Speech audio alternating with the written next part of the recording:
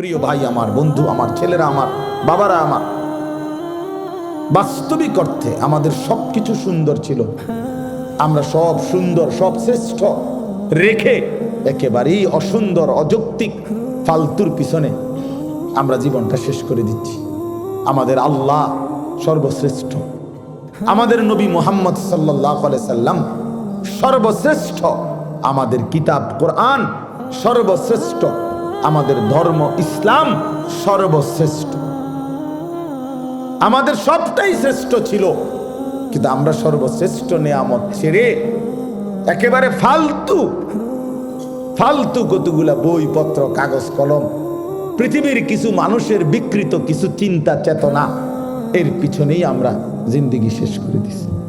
ছেলেটা সকাল থেকে রাত পর্যন্ত ছুটছে, কি করে বাবা, কেন হাসো, কেন কাঁদো, কি চুল রাখলা, কি জামা পরলা, সারাদিনে মোবাইল টিপ্পা কি পাইলা, এত নারী, এত ছবি, এত দৃশ্য, এত উলঙ্গপনায় শেষ পর্যন্ত রাত শেষে অর্জন কি বাবা?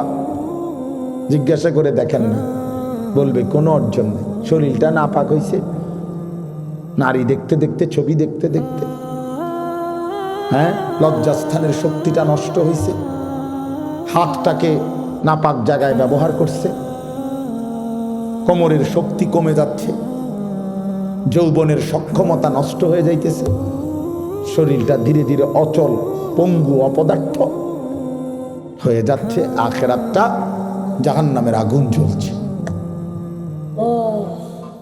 এই অর্জন, চরিত্রহীনতার অর্জন কি? অস্থিরতার অর্জন কি? অসভ্যতার অর্জন কি? তাহলে এই জন্য আমরা বললাম, আমাদের আল্লাহ, আমাদের কোরআন, আমাদের রাসূল, আমাদের ইসলাম আমাদের জন্য সর্বশ্রেষ্ঠ, আমাদের জন্য নিরাপদ, আমাদের জন্য আরামদায়ক, এবং এর মধ্যেই আমাদের সুখ, শান্তি, স্বস্তি, নিরাপত্তা, আনন্দ, সুখ সব এখানে, সব এখানে। আমি তো সব সময় বলি, বাপ, তুমি সারা রাত নারী দেখে যে মজা পাও, আল্লাহর কসম, এক ইমানদার তাহাজ্জুদ নামাজে একটা সেজদা দিয়ে তার চাইতে লক্ষ কোটি গুণ বেশি মজা পায়। যারা ইবাদত করে, যারা আল্লাহর বন্দেগী করে, তুমি মনে করো না তারা নিরানন্দ, তাদের কোনো আনন্দ নাই। এমনি সেটানি মানুষ আল্লাহর ইবাদত করে, অনের অসন্তুষ্টি নিয়ে নিয়ে আল্লাহর বন্দেগী করে। আমরা 5 ওয়াক্ত নামাজ পড়ি অসন্তুষ্টি নিয়ে, তো তাইলে নাফরমান ছেলে পেলে, বেহায়া নারী, হারামখোর নাফরমান মনে করে তার হারামের মধ্যে তৃপ্তি। খোদার কসম, হারামের মধ্যে অতৃপ্তি, হারামের মধ্যে অতৃপ্তি। হারামের মধ্যে মদে কখনো তৃপ্ত হয় না, পানিতে তৃষ্ণা মিটে যায়। নারী, ভিন নারী দেখলে কখনোই তৃপ্তি মিটে না, কিন্তু হালাল স্ত্রীতে তৃপ্তি হয়ে যায়। হ্যাঁ, এই জন্য গুনাহ তৃপ্তি দেয় না, হারাম তৃপ্তি দেয় না। আল্লাহ তাআলা যেটা হারাম করছেন সেটা তো বুঝে শুনেই করছেন। এটার মধ্যে যদি বান্দার কল্যাণই থাকতো, তিনি হারাম করলেন কেন? কথা বোঝেন নাই তো? কোরআনুল কারীমের মধ্যে আছে, আসা আন তুহিব্বু শাইআন ওয়া হুয়া শাররুল লাকুম। আল্লাহ বলছে, বান্দা মনে রেখো, এমন অনেক জিনিস আছে যেটা তোমার কাছে খুব প্রিয় মনে হয়, ওয়া হুয়া শাররুল লাকুম, অথচ আমি আল্লাহ বলতেছি এটা তোমার জন্য অকল্যাণ। তোমার কাছে মনে হয় আমি এক রাইতে 30 জন নারী দেখছি, আর আরেকবার হুদা বউ লইয়া বইয়া রইছে।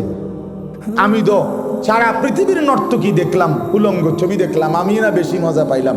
না, আল্লাহ বলে, না বান্দা, তোমার কাছে যদিও মনে হয়েছে এটা ভালো, কিন্তু এর পিছনে শাররুন লাকুম, অকল্যাণ। এটা তোমার চরিত্র নষ্ট করে, এটা তোমার আখলাক নষ্ট করে, এটা তোমার শরীরের সক্ষমতা নষ্ট করে, এটা তোমারে মানুষের চোখে ঘৃণিত করে। কোন লম্পটকে, কোন চরিত্রহীনকে পৃথিবীর কেউ 2 পয়সার কোনো মূল্য দেয় না। রাস্তার কুকুর বিড়ালের সমান মর্যাদাও দেয় না বেটা। একটা ছেলে নয়তো চ্যালেঞ্জ করে বল, বেটা দাঁড়া এখন, বেনামাজি নাফরমান, তোরে কেউ সম্মান করছে জীবনে? কেউ ইজ্জত করে ভালোবাসছে, মহব্বত করে বুকে টেনে নিছে। বল তুই বেটা, তোর সামান্য কিছু দুশ্চরিত্র লম্পট সারা তোরে কেউ ডাক দিছে বেটা, তুই ক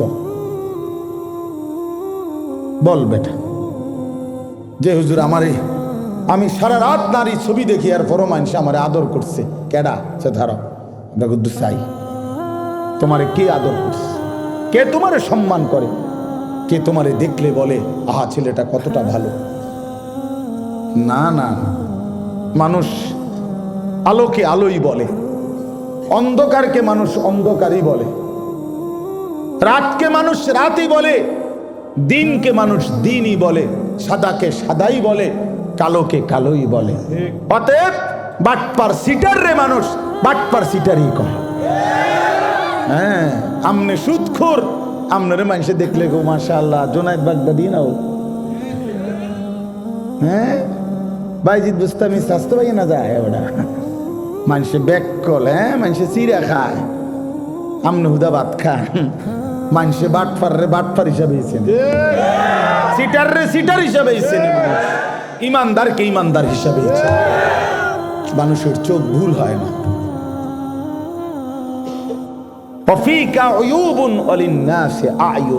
আরবি ভাষার প্রবাদ এটা। আরবি ভাষায় বলে আর কি, ওয়াফিকা উয়ুবুন ওয়ালিন্নাসি আয়ুনুন, তোমারও দোষ আছে, মানুষেরও চোখ আছে। এটা একটা আরবি প্রবাদ। তোমারও কি আছে? মানুষেরও চোখ আছে। চোখ চোখ আছে। কেমনে আড়াল করবা? রাইতের অন্ধকারে গুনাহ করে। আল্লাহর নবী বলছে, খোদার কসম নবী বলছে, উম্মত অন্ধকারের একাকিত্বের গুনাহ দিনের আলোয় আল্লাহ চেহারায় ভাসিয়ে দেয়। এই জন্য মানুষ দেখলেই বুঝে তারে দেখতে চোরের মতো লাগে। কিরে, তারে দেখতে দি ফুটতে ঘরের মতো মনে হয়। হ্যাঁ, তার তো গতিবিধি সন্দেহজনক, তারে দি বাবা ঘরের মতো না মনে হয়। কে ঘটনা কি? তার বাবা তো আলগা খাইছে, কথা বোঝেন না। বাবা তো খাইছে কি গোপনে, গোপনে খাইছে না তো। তো এখন বুঝা যায় কেমন? হ্যাঁ, মানুষ তাহলে বলে কেন? মানুষের চোখে এটা ধরা পড়লো কেন? এটা আল্লাহ তাআলা এই নাফরমানের চেহারার মধ্যে গুনার চিহ্ন ভাসায় দেয়। এজন্য বাবা, তোমরা যারা নামাজ পড়ো না, আমি দাঁড় করাই দেই। আমি তো এখন দাঁড় করাইতে পারবো এখানে। তোমরা যারা নামাজ পড়ো না, এই অসভ্যদেরকে তো আমি এখন দাঁড়াইতে পারবো। বেনামাজি তো অসভ্য, বেনামাজি তো নির্লজ্জ, বেনামাজি তো বেহায়া, বেনামাজি তো হাইওয়ান, বেনামাজি তো জানোয়ার, বেনামাজির জিন্দিগি তো কুত্তার জিন্দিগি। কোরআন শরীফে বলছে, কোরআন শরীফ, ওয়াত্তাবা হাওয়াহু ফামাসালুহু কামাসালিল কালব। আল্লাহ বলছে, মনের ইচ্ছা মতো যে চলে তার উদাহরণ কুত্তার মতো। কোরআন শরীফের আয়াত। হ্যাঁ হ্যাঁ, মনে রাখো বাবা, যার কপালে সেজদা নাই, তোমার জীবন কুত্তার জীবন, কুত্তার জিন্দিগি, কুত্তার জিন্দিগি।